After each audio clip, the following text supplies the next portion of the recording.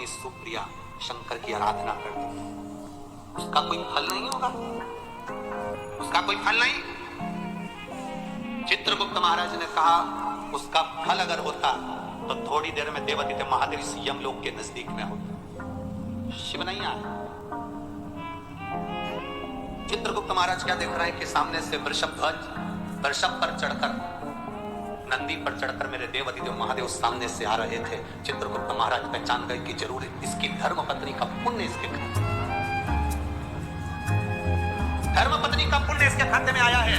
जैसे ही देवादिदेव महादेव सामने आए, राजा कर्ण ने हाथ जोड़ा। हाथ जोड़कर राजा कर्ण कहते हैं, बाबा ए मेरे शंभु, ए मेरे त्रिकालदर्शी कैलाशी अविनाशी, मैंने सोना दान करा, हीरे दान करे, पन्ना दान करा, पीतांबर दान करा, अंबर दान करा, मैं अन्न दान नहीं कर पाया। बाबा मैं अन्न नहीं दे पाया। कर्ण रो रहा था, शंकर देख रहे थे। शिवजी देखकर राजा कर्ण से कहते हैं, कर्ण क्यों चिंता करता है? हे बाबू चिंता करने की जरूरत नहीं है। तेरी धर्मपत्नी ने तेरे शव के पास एक बेलपत्र रख दी थी, वो बेलपत्र का फल यह होगा। चित्रगुप्त महाराज अभी तक इसके प्राण या इसका शरीर समाप्त नहीं हुआ है।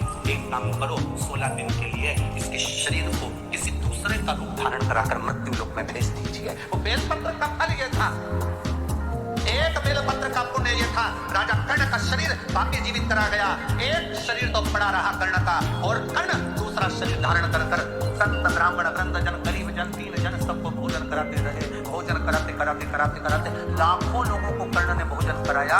देवादिदेव महादेव देखकर मुस्कुरा रहे थे कि कर्ण भोजन कराते कराते तिलक लगा रहे थे, और तिलक लगाकर गिन रहे थे। एक ब्राह्मण को भोजन कराया, 2 ब्राह्मण को भोजन कराया, 3 ब्राह्मण को भोजन कराया, 4 ब्राह्मण को भोजन कराया, 5 ब्राह्मण को भोजन कराया, 5 संतों को भोजन कराया, 5 गरीब 3 को भोजन कराया। देवादिदेव महादेव ने डमरू का नाद करा, डमरू का नाद कर बाबा जी ने कहा, अरे कर्ण अगर तिलक लगाएगा तो एक ब्राह्मण की गिनती में केवल 1 ब्राह्मण आएगा। श्राद्ध पक्ष के अंदर अगर तू ब्राह्मण को भोजन करा रहा है तो तिलक लगाने की जरूरत नहीं, तो 1 ब्राह्मण को भोजन कराएगा और बिना तिलक के दक्षिणा देगा तो 1000 ब्राह्मण का फल प्राप्त कर लेगा।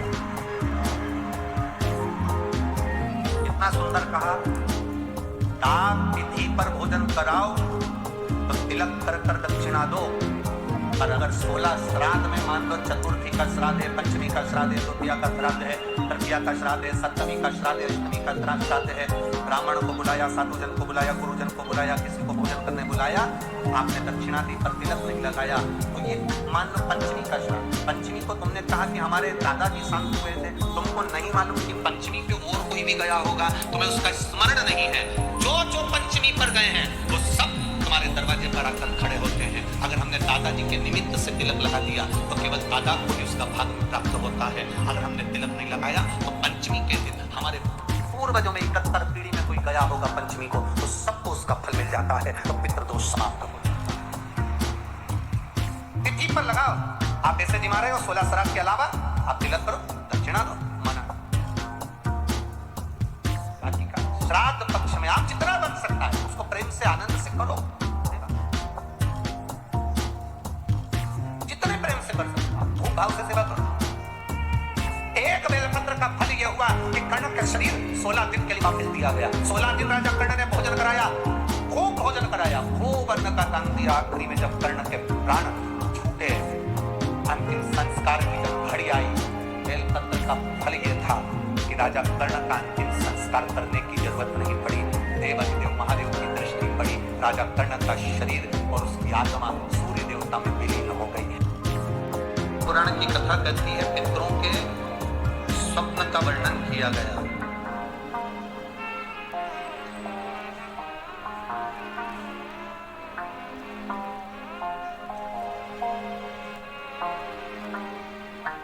शिव महापुराण में पितृ मरे हुए व्यक्ति जो चला गया, वो व्यक्ति तुम्हें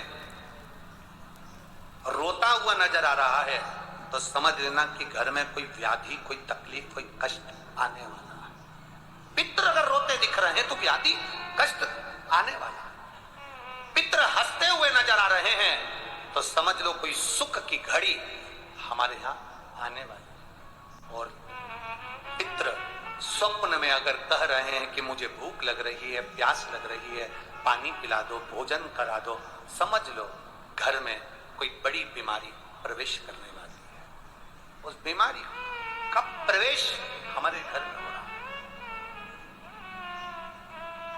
पितृ गए हुए जीव, पितृ घर में अगर भ्रमण करते नजर आ रहे हैं, पूरे घर में घूमते हुए नजर आ रहे हैं, छत पर, कमरे में, कक्ष पर, अपने परिंदे पर, रसोई घर में काम करते नजर आ रहे हैं, व्यापार में, व्यवसाय में पितृ भ्रमण करते, जो गया हुआ जीव है वो घूमता नजर आ रहा है, तो शिव महापुराण की कथा कहती है उस जीव को कुछ करने की जरूरत नहीं पड़ती। पितृ घूमते हुए जब नजर आते हैं, जब हमारे पितृ पितृलोक में आराम से निवास करते हैं और आनंद से रहते हैं। 4 तरह के स्वप्न हैं, रोता हुआ देखना, हंसता हुआ देखना, भ्रमण करते हुए देखना, भूख और प्यास में व्याकुल देखना। इन चारों स्वप्न के लिए शिव महापुराण की कथा कहती है ये 4 स्वप्न